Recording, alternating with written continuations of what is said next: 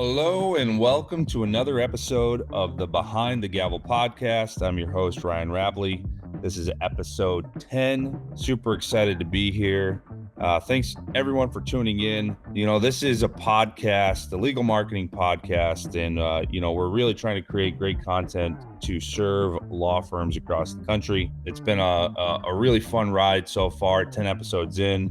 2 more and we're in the top 10%. So I'm pretty excited. We're going to keep cooking and keep getting great guests. In this episode, we're going to dive into the financial realities clients face during a case, what law firms often don't see, and how better systems and tech can create stronger outcomes for both firms and the people they serve. Today, we're joined by Sam Dolce, attorney and vice president at Milestone. Sam works with law firms across the country to navigate complex settlement administration and trustee services, is a recognized voice in the post-settlement space. At Milestone, he helped develop Pathway, a platform that's modernizing how settlements are managed, and he's been a leader in bringing trauma-informed care into the process, helping ensure better outcomes for survivors. Before Milestone, Sam focused on public interest law, supporting underserved communities through foreclosure defense and class actions.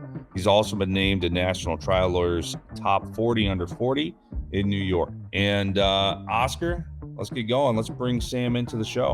Welcome to the show. Really excited to have you. Let's just start in. For those who don't know who you are, what you do, just give us a little bit about yourself, a little bit about your background, and what led you to Milestone. I'm the son of a trial attorney, and I went to law school thinking I was going to be a trial attorney.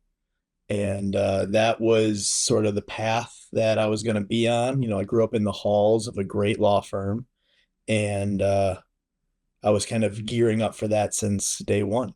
And I walked into a courtroom, and I think every lawyer sort of remembers the moment where, like, you cross the bar for the first time, you're going in front of the judge, you're going to have, it's your first moment. And I did that, and I felt pure dread and fear and everything that pushed me to that moment. I was like, I don't think I'm going to do this. This is not what I'm going to do for the rest of my life. And so I had to start looking for something different. So that was before, or that was after you got your JD? Yeah, that was after. That was when I was already out and practicing. Yeah. And so I sort of had this moment of like, how else can I fit into this space? And I started sort of looking around and talking to people. And the founder of our company, he started taking me out to dinner, went out to a couple of breakfasts, and he started talking about how he works to help people. And I liked what he was doing, and I saw some opportunities within it. And I was lucky enough, he took a chance on me as a young lawyer going into a non-lawyer role. How old and were you? In my 20s, Okay. like mid 20s, I took a chance on Milestone. And back then we were in a little office. There was, I think, 6 employees at Milestone itself. Since then, we've grown a lot. We're in like 20 states now. We're almost 100 people. Wow. So it's been night and day. And, it's like almost 10 years later, and it's like, I can't believe I made that decision when I did. And I'm so happy I did do it. And that sort of led me into Milestone, like the idea that I wanted to help people. I was, I was working at a West New York Law Center. It's like a pro bono legal outfit. We got a lot of private funding, so we could do class actions against municipalities and stuff, which was fun. It was like a very different mindset than coming into, as you know, like the world of, all these services that are provided to these law firms. Oh, yeah. And it's a different mindset. And, but I think one of the things I was able to bring into it was growing up in the law firm and seeing what all the needs were, and seeing the need for professionalization and the need for modernization. You heard stories of like, I wish we had this. I wish we had this type thing. Constant. And so from that, I learned a lot without even realizing I was learning. And I was able to bring a lot of that into the company. That's awesome. Before we get into Pathway, Milestone as a whole, what's the elevator pitch? What is Milestone in a shell? So we pay people promptly at settlement. I'd say that's like the one sentence of it all. But generally speaking, when these large multi-party and mass torts resolve, there is a lot of administrative effort that needs to take place. Yeah. And whether it's, 50 survivors from a school, or it's a mass tort of tens of thousands of people, there's releases that need to be signed, there are probate issues, there's bankruptcy issues, there's everything under the sun that has to be taken care of.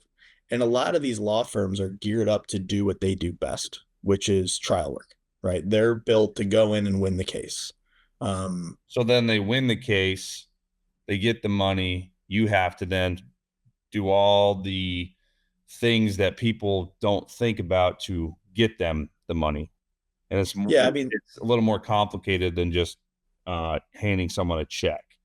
yes, exactly. Like if it's a single event case, like the types of cases I grew up working on and doing, right? Yeah. Like the client gets a resolution, they come into your office, there's a group of five people there. They're like, you're giving them a check for 5 million bucks, and you have an estate attorney, you have an accountant, you have a structure broker, you have a financial planner, right? Everyone's set up and they're going to set this person up for life. Yeah. When I came into the mass tort space, there was the idea that we were doing this by mail and we're just mass mailing out checks to people. And I don't know about y'all, but like I'm from Buffalo, New York. A lot of these checks are the biggest You funding might event that's going lose to some in the happen. mail.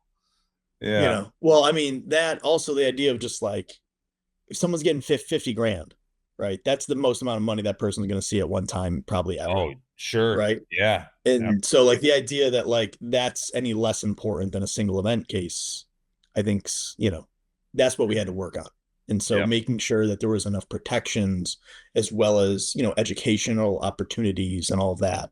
So we brought the settlement planning space into the mass tort space. So then you create pathway. And what is pathway? So is this like the platform for the distribution and for the handling of everything? Yeah. So basically, every claimant involved in the tort will get a text and an email, and it'll say, click on this link to get your money. I mean, more prettier than that, but in the Right. Sure. basic sense, Sure. right? And Yeah. so they click on the link, they go to the thing, they can sign all their forms, they can, we do education around different financial planning needs. So, if it's like a large veteran settlement, we'll have a lot of information around veteran benefits. If Gotcha. it's going to a low income community, we'll have a lot of information about, you know, benefit preservation, so people don't lose their health care. Like there's different ways that we can customize the pathway for each settlement, and then finally they choose how they get paid. And typically people are choosing direct deposit, but there's other options as well. Just whatever gets people their money quickly, Are you seeing and that? accurate. Are you seeing that pathway is like increase the client satisfaction with the attorneys? I mean, because at the end of the day, the attorneys are hiring you to represent them to handle this as smoothly as possible. To then, I mean, obviously they want a 5-star review. There's a lot of things that come from this at the end of the day. So is pathway really enhancing that client experience? I truly believe it is, but even more importantly to those firms, it gets them paid faster. So they typically don't get paid until their claimants get paid. And if you're mailing a physical settlement packet, having Yeah. somebody sit at home, fill it out at the dining room table by hand, mailing it back in, having somebody scan that into a system, not to mention all the human review and mess ups that's happening at this point, Yeah. then then it's then updated to the firm. That whole process across a population of thousands, you could imagine, can take months and months and months versus sending a digital text message, right? Or a text message or an email, having them click sign all. It takes, usually our pathways take less than 3 minutes for people to go through. Wow. So, click, click, click, click, click. All of a sudden, all those things are instantly saved. We have them in our database and we're then reflecting them over to the firm. So I And didn't know that. so, So all the claimants have to be paid before the attorney gets paid, or is it like a portion or? Yeah, so mass tort settlements, like the way they work is usually down to the master settlement agreement, and it can be quite complex, like how the payments take place. They can go, fundings can come in quarterly, there can be batches of payments that go, there can be lien holdbacks. You Wow. should see the ledgers. They're like 70 to 150 columns, and I'm so happy we have incredible accountants on staff to do that because it makes my head just explode. Yeah, that's Um, not for me. yeah, no, me either. But so like basically these people are like each individual claimant in a mass tort has their own case. And so they have their own expenses, they have their own liens, they have their own issues you have to work through um in order to get to the end and actually be able to disperse. That's awesome. So for the law firm, why hire Milestone as opposed to a competitor? I think our feel's just a little bit different. A lot of our competitors are sort of like big box stores.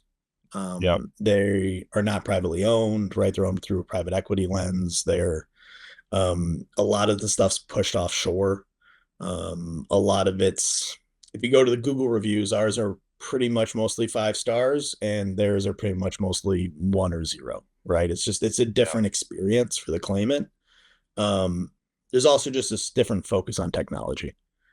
It's been kind of fun. So before COVID happened, when we were doing this, a lot of the federal courts were like, we're not going to accept digital signatures. We're not going to accept digital payments. Like, what is this stuff? And we forget, like, it was recent. Yeah. Like, within 10 years, that people were like, this is crazy. You're not Yeah. going to do That's, that. yeah. And now it's like, I haven't been inside a bank and I can't tell you how long, and I don't have a checkbook. And I am like a middle-aged professional. Yeah. So, like, I don't know who does at this point Yeah. that's under the age of 45, right? Yeah. And so, like, there's a huge segment of our population which is only going to be interacting with the digital, and the courts have accepted that, and now it's encouraged and even greatly appreciated by those courts because they see the timelines going down and down and down of the projects we're working on. So I think the big focus is technology. And so when we launched this, we were like the only ones really doing it, and now a lot of the bigger companies are trying to like catch up, catch up, catch Yeah. up. We've already eaten a lot of that market share. We've built a lot of that goodwill, and we're the ones who've done it time and time again on the same platform, So you're improving the platform. But you've grown to 100 employees, but you're still about, I think we're like 85, well, you're 86. still delivering, you're bigger, but you're still delivering like the boutique experience, right? So you Certainly, have, certainly. you know, in-house, people can get a hold of you. You're not outsourcing stuff. You're not pushing offshore. I mean, that's huge. And you're still privately owned, no VC money, Yeah, no it's no one me breathing and down your neck. two of my partners, our founder, our CEO, and me. That's the owners. That's awesome. I mean, that's all. I mean, that's really like Gavel. That's like us. I mean, we are in a market that has a ton of big box competitors that are clients are numbers, and for us, clients are friends and family, Yep, and that's really yep. important to us, you know. My favorite is while we're sitting here, I just got a text message. I'm going down to Mass Torres, Puerto Rico next week for a conference down there, Oh, and sweet. someone texted me and said, "Make sure you bring your romper." Regarding my cabana suit, because we're all just like friends. That's what we do. Right. We're gonna go down there. We're gonna Yeah. do business. We're gonna talk, Yeah. right? But like that becomes the collegiality of the space. Yeah. I Um, love that so much. You know, that's one thing I really love about this industry and about the people we work with is they know how to have a great time, but they also know how to do really great business, and they buy into people, not necessarily the product, but then it's really the great people that represent the great products. And the other thing that I'll really say is, as you kind of noted, like when it's yours, like GAVL, like it's Yep. yours. That's Yeah. representation of you. Yep. Like when someone's upset, like I take that personally. And Same. it's like my cell phone number is in my email signature kind of thing. Like Yeah. like if you're upset, call me. And I mean, we don't have that many people that are upset, so I can do that, right? Yeah. Like really, like, if there was someone calling every day, I probably wouldn't have it there. Those calls are few and far between, and normally it's a Yeah. miscommunication. Yeah. But like, generally speaking, there's an idea there of, that's yours. You care about it. You're building it a lot like these law firms. Yeah. And, like that's something that I can really connect with these attorneys on is when you've spent so many hours, like you've missed the soccer practice, right, to build that Yeah. company. And Yeah. like, not that I try to miss a lot of them, like, Yeah. Oh, for but sure. like I can't be the head coach. I have to be the assistant coach because I don't know when I have to fly out of town and go do something. And Yeah. like when that happens, you're giving part of your life to that thing and like Yeah. you I care mean, about it. And that's what they do for their cases, right? yeah. I mean, same thing. I mean, it's like you wake up every day. This is my company. This is my third child, basically. And my first Mhm. child, you know, I look at this is, and now I have two daughters, and I look at this is still this is, I this morning I took one to daycare, took the other one to school, first grade, and then I come here into the office. Obviously, we're recording a great podcast, but this is for my other baby. So it's like having your cell phone in your email signature. Those are little things that go such a far way. I think, especially in this industry, I really do. You know, I was just at the injury board conference. Incredible Love organization. injury board. Love injury board. And I'll tell you what, some of the brightest people, but they have so much fun. They buy into you. Like we have conversations, then they're like, "Oh, okay. Now tell me about your business. I really like you. Let's talk about your business now." I think that's really important. So obviously, we're moving into a crazy new shift in AI, and every company out there is diving into AI and how it can best be utilized for whatever their platform is. What are you guys doing on the settlement administration sector? Where do you see kind of the future? Is a great question. And I mean, we map this out 1 year, 3 year, 5 year, like what we think it's going to be able to do and all that. The scary part is we work around money and people and a lot of, you know, personal identification information that's very sensitive. Like for all the claimants that we work around, we don't only have their social security numbers, we also have their bank accounts. Like Yeah, it's like the most secure thing it has to be, right? And, we take that extremely seriously. And so when you're talking about any sort of automation or artificial intelligence or anything like that, it's really important to start with that lens of first we have to have the talent, then you have to have the human beings, and then you layer in the technology. And so what we've been able to do is we've been able to find finite parts of our process where AI or automation can take control and then have a human review as well. But also what it can lead to is a lot better reconciliations, a lot better reporting, a lot faster reconciliations and reporting. But really, a lot of what we're using AI for at this point is on the data side. It's also very helpful with a lot of the administrative efforts. If you're doing like sure. large scale reviews, like you can build an agent that can do a review and tell you, and then do a sampling kind of thing. Um, with that being said, I don't think that our space is going to have a point within the next 3 to 5 years, unless something miraculous happens, where you're going to lose the human component. It's just too sensitive of information to Yeah, trust it all into, you know, a different information source for me. That's how I'm approaching it. So I I think don't have that's like, smart. Yeah, I mean, you know, the I think law firms have to slow down a little bit too right now because they are being bombarded with a million different technologies. Everyone is coming at them with all these different types of automations, these different types of AI agents that are going to help their firm. You have to go slow and thoughtfully through this because the sensitivity of the data is it's as sensitive as it gets. I believe we're in a world right now where I think you could go get anyone's social security number, but it's all the other stuff, all the other case facts that you don't want to get out, all this stuff. People need to tread lightly and kind of slow down. We are in a very rapidly growing point in history where AI is going to revolutionize our future, our kids' future, but we need to do it thoughtfully and we need to do it at a pace that makes sense. I always think about it as like we serve in two official capacities, right? We're a trustee and we're a fund administrator. And the fund administrator part of me wants all the AI possible because it helps with the administrative effort. Yeah. And the trustee part of me is what's going to balance that out. Because within that, there's a great deal of responsibility, right? Someone is saying, I'm trusting you with my client's money. Like this is someone else's money that we're having to hold on to and protect. And so underneath that whole veil, there's the whoa, let's slow down Yeah. mentality.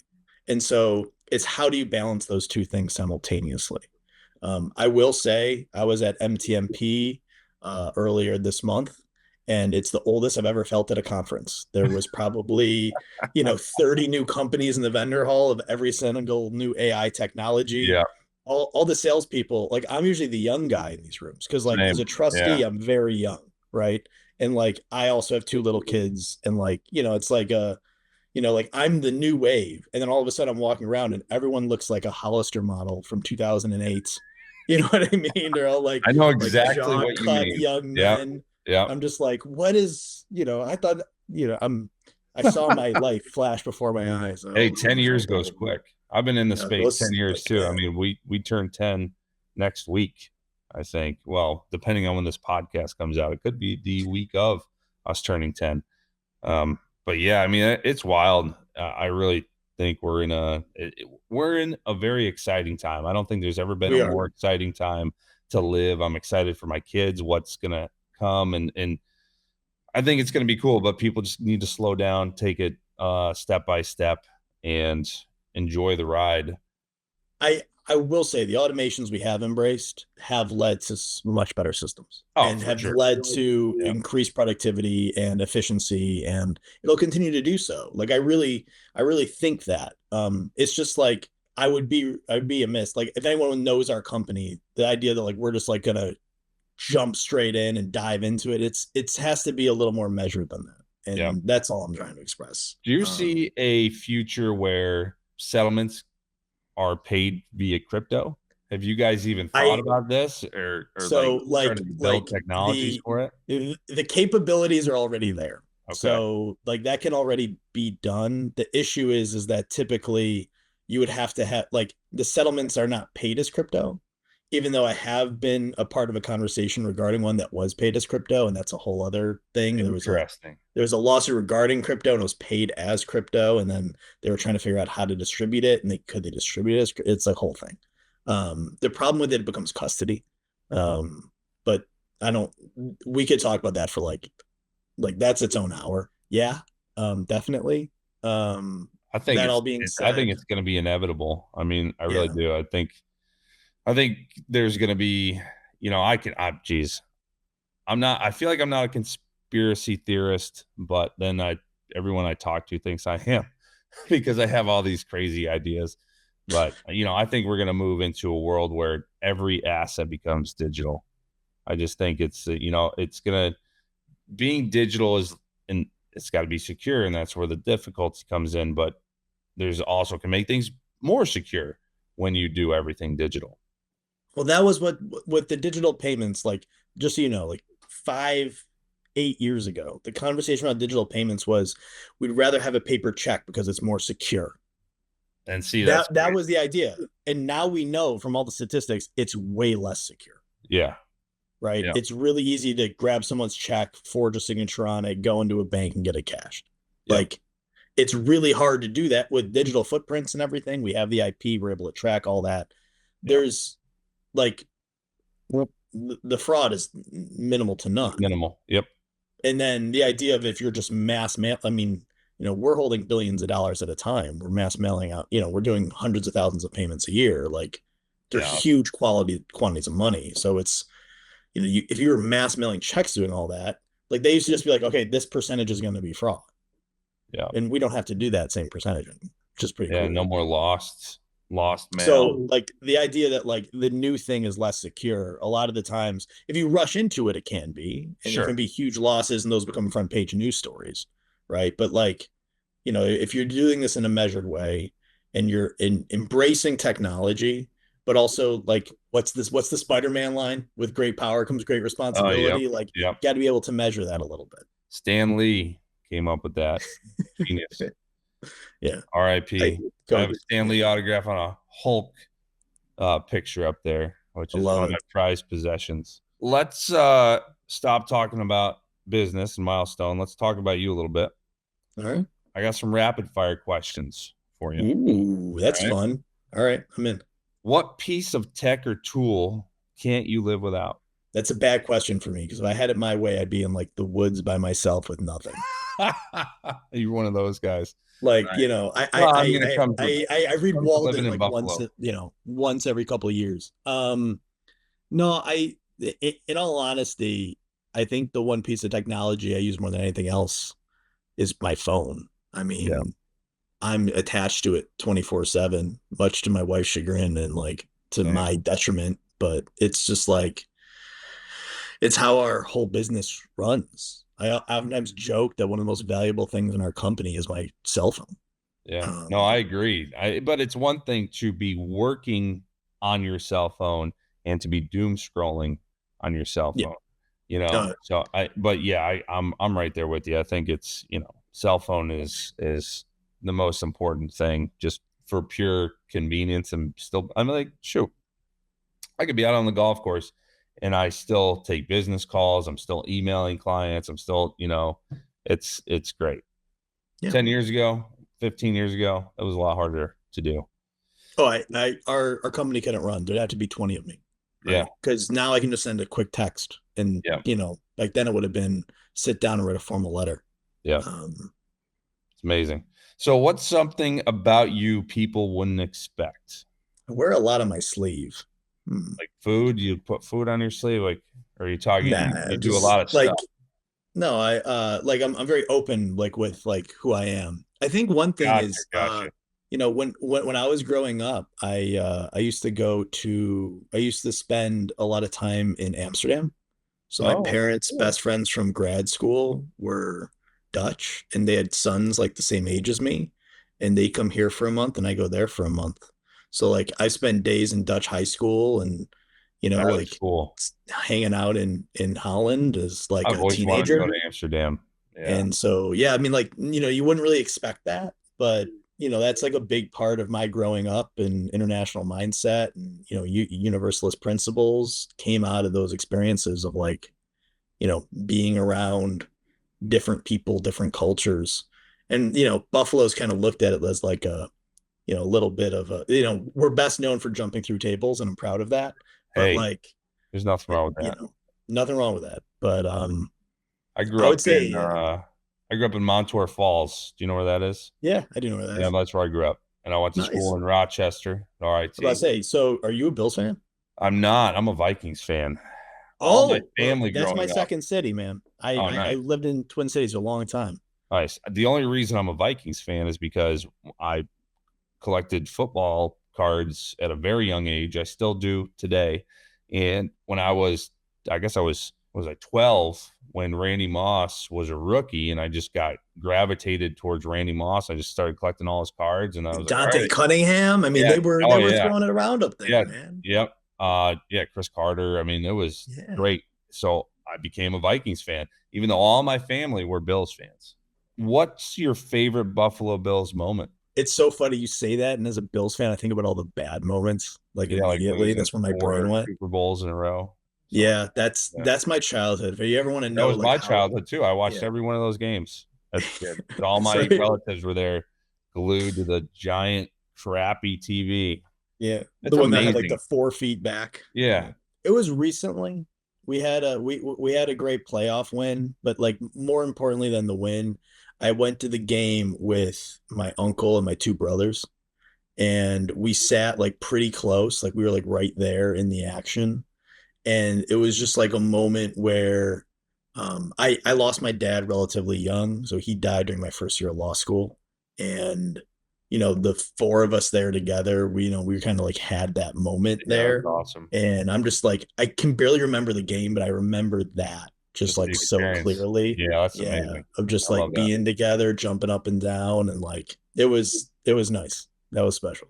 Well, I think you have the best quarterback in the league, and you're very fortunate. I will Huh. rant on that all day. I strongly agree.